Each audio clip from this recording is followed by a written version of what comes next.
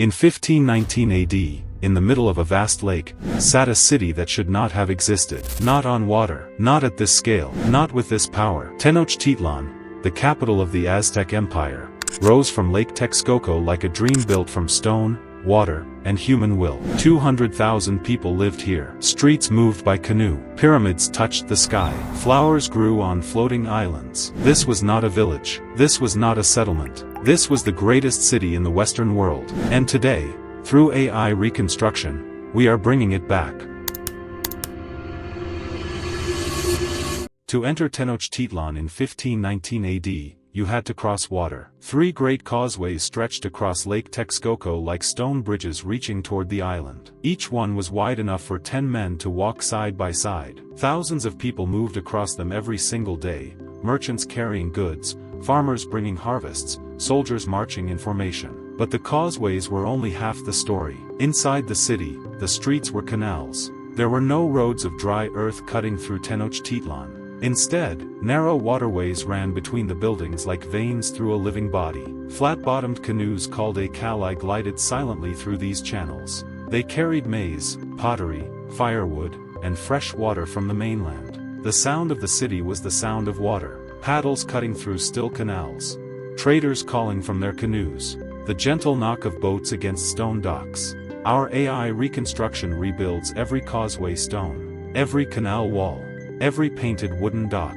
It shows a city that did not fight against the lake. It shows a city that was built from it, shaped by it, and completely alive because of it. Tenochtitlan did not sit beside the water. It was the water. Every morning, before the sun reached its peak, the northern district of Tlatelolco came alive. 60,000 people gathered here each day. This was the great market of Tenochtitlan, the beating commercial heart of the entire Aztec Empire. It was not a simple marketplace. It was a world of its own. Vendors arranged their goods in long, organized rows. Each section sold something different. One row carried fresh cacao beans from the lowlands. Another displayed bolts of woven cotton cloth in deep red and brilliant yellow. Further along, merchants offered jade ornaments, polished obsidian blades, and brilliant feathers from tropical birds. The air was thick with smell.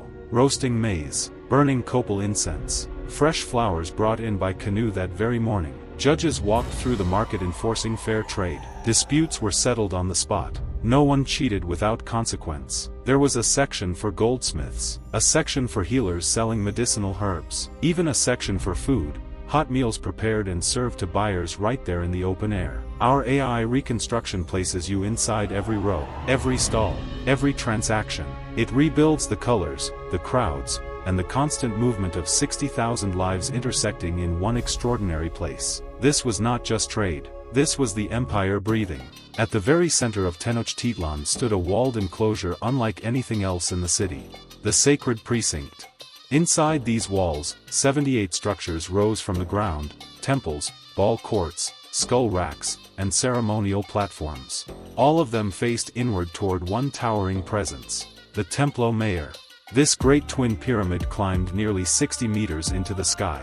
Its 2 staircases rose side by side, one painted red for Huitzilopochtli, the god of war and sun. The other painted blue for Tlaloc, the god of rain and harvest. Every morning, priests climbed these steep stone steps before the city fully woke. Sacred fires burned at the summit. Copal incense sent thick white smoke curling into the sky above the lake. The sound of conch shell trumpets echoed across the entire island. Citizens below moved through their daily routines with the pyramid always visible above the rooftops. It was never out of sight. It was never meant to be. The Templo Mayor was not simply a place of worship. It was the axis of the Aztec universe. The point where earth, sky, and the underworld met. Our AI reconstruction rebuilds every carved stone, every painted surface, every curl of sacred smoke rising from its summit. This was where the empire spoke to its gods. Before the city woke, the farmers were already working. Along the southern edges of Tenochtitlan, where the lake grew shallow and still, thousands of rectangular islands stretched across the water in long, organized rows. These were the Chinampas, floating garden islands built entirely by human hands.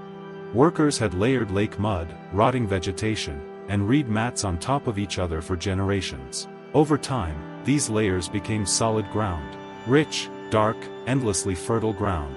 Willow trees were planted along the edges of each chinampa. Their roots grew down into the lake bed and held the island firmly in place. Farmers grew maize, beans, squash, tomatoes, and chili peppers here. They grew flowers for the great market. They grew medicinal herbs for the healers of the city. A single chinampa could produce multiple harvests every single year. Canoes moved between the garden rows before sunrise, collecting the morning harvest. By the time the market at Tlatelolco opened, fresh produce was already arriving at the docks. 200,000 people ate because of these floating fields. Our AI reconstruction rebuilds every chinampa row, every irrigation channel, every farmer bending over dark soil in the early morning mist rising off the lake. This was not farming beside a city. This was farming that made the city possible. On the southern side of the sacred precinct stood a structure that redefined what a palace could be. The Palace of Moctezuma II. It was not one building. It was a city within a city. Hundreds of rooms spread across an enormous stone complex. Government officials worked in dedicated chambers. Judges heard legal cases in their own separate halls. Warriors trained in open courtyards paved with smooth stone. But beyond the administrative chambers lay something extraordinary. Gardens. Not simple gardens. Vast, carefully designed spaces where every plant was chosen and placed with intention. Flowering trees grew beside still reflecting pools. Medicinal herbs were arranged in organized beds tended by dedicated gardeners every single day. And beyond the gardens stood the aviaries. Enormous enclosures housed hundreds of birds brought from every corner of the empire. Scarlet macaws. Quetzal with their impossibly long green tail feathers. Eagles. Herons. Flamingos standing in shallow pools of water. Zookeepers fed and cared for jaguars, pumas, and serpents in separate stone enclosures nearby. Moctezuma II ruled an empire of millions from this palace. Tribute arrived daily: gold, feathers, cotton, and cacao carried in by porters from distant provinces. Our AI reconstruction rebuilds every courtyard, every aviary, every garden path. It shows power not just as force, but as beauty, carefully constructed and deliberately displayed. In 1521 AD, everything you have seen was destroyed. The causeways were broken apart stone by stone. The canals were filled with rubble. The Templo Mayor was torn down to its foundation. The palace of Moctezuma II was burned and buried beneath new construction. The chinampas fell silent. The great market of Tlatelolco emptied. The sacred fires on the pyramid summit went cold. A city of 200,000 people, 2 centuries in the making, was systematically erased in less than 80 days of siege. The lake was slowly drained over the following decades. The island disappeared beneath landfill and new streets. The water that had given Tenochtitlan its life was taken away entirely. And the city sank into silence and soil. For centuries, almost nothing remained visible above the ground. Tenochtitlan became a memory carried only in painted manuscripts and the oral traditions of surviving communities.